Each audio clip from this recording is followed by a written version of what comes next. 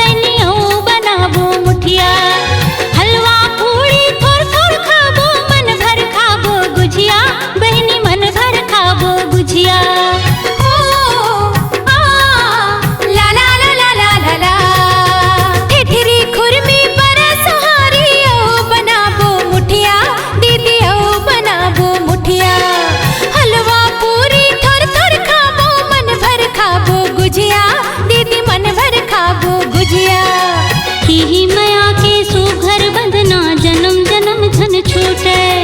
कतको आही अलहन सुमत, डोरी आधन टूटे। तीजा उपास मन भाए, मन के मनौती सब पाए। तीजा उपास मन